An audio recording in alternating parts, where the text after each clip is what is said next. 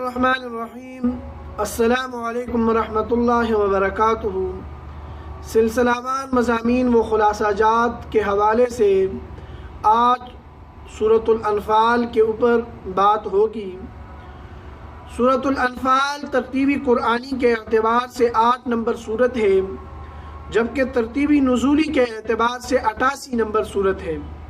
اس سورت میں 75 آیات ہے، جبکہ 10 رکوع ہے۔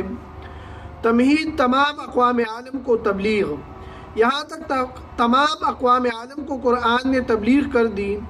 سورۃ البقرہ میں یہودیوں کو، سورہ آل عمران میں نصارہ کو، سورہ نساء میں اور مائدہ میں عرب کو، سورہ انعام میں مجوس کو، سورہ اعراف میں اقوام عالم کو دعوت اسلام دی گئی۔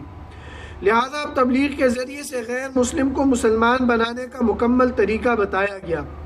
مسلمان اگرچہ کتنی ہی حکمت عملی سے کام لے گا، بالآخر نتیجہ یہی ہوگا کہ غیر مسلم اپنے مذہب سے علیحدہ ہو کر اسلام میں داخل نہیں ہوگا اور مسلمانوں سے جنگ کرے گا۔ اس لیے یہاں سے قوانین جنگ اور اصول جنگ اور مال غنیمت کے بارے میں احکام و قوانین بیان ہوں گے۔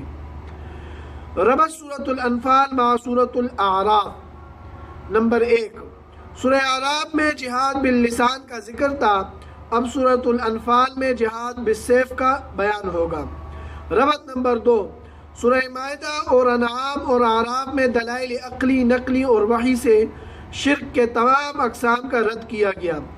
اب سورہ انفال اور اس کے بعد سورہ توبہ میں کہا جائے گا کہ اس مسئلے کی خاطر جہاد کرنا ہوگا۔ وَقَاتِلُوهُمْ حَتَّى لَا تَكُونَ فِتْنَةٌ، آیت نمبر 39 رکوع نمبر 5، یعنی مسئلہ توحید کے لیے جہاد کرو یہاں تک کہ کفر کا نام و نشان نہ رہے اور صرف اللہ کی پکار قائم ہو۔ ربط نمبر 3، مسئلہ توحید کو واضح کرنے کی وجہ سے مشرکین آپ سے جنگ کریں گے تو فتح و کامیابی کی صورت میں آپ کو جو مال غنیمت حاصل ہوگا اس کو اللہ اور اس کے رسول صلی اللہ علیہ وسلم کے حکم کے مطابق تقسیم کرو اور اپنی مرضی کو اس میں داخل مت کرو۔ دعویٰ سورت، حکم الجہاد والقتال فی سبیل اللہ و اثبات حکم الجہاد و قتال فی سبیل اللہ۔ خلاصہ سورہ انفال، مضامین کے اعتبار سے اس سورت کے 2 حصے ہیں۔ پہلا حصہ سورت کے ابتدا سے لے کر نعم المولا و نعم النصیر رکوع نمبر 5 آیت نمبر 40 تک ہے۔ دوسرا حصہ وَاعْلَمُوا أَنَّمَا غَنِمْتُمْ سے لے کر آیت نمبر 41 سے لے کر سورت کے آخر تک۔ دونوں حصوں میں 2 مضامین بیان ہوں گے۔ مضمون اول مال غنیمت اللہ اور اس کے رسول کے حکم کے مطابق تقسیم کرو۔ دوسرا مضمون قوانین جہاد کے بارے میں ہے۔ پہلے حصے میں 7 علل اور 5 قوانین جنگ بیان ہوں گے۔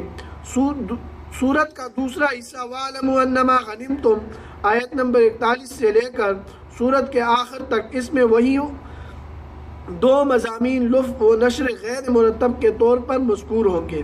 قوانین علل کی تعداد حصہ اول کے برعکس ہوں گے، یعنی 7 قوانین جنگ اور 5 علل بیان ہوں گے۔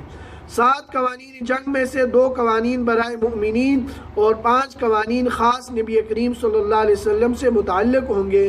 باقی صورت میں زجر، تخویف، بشارتیں، ترغیب الی الجہاد والہجرت مذکور ہوں گے۔ انشاءاللہ العزیز سورہ توبہ کا اس کے بعد جو ہے نا بیان ہوگا۔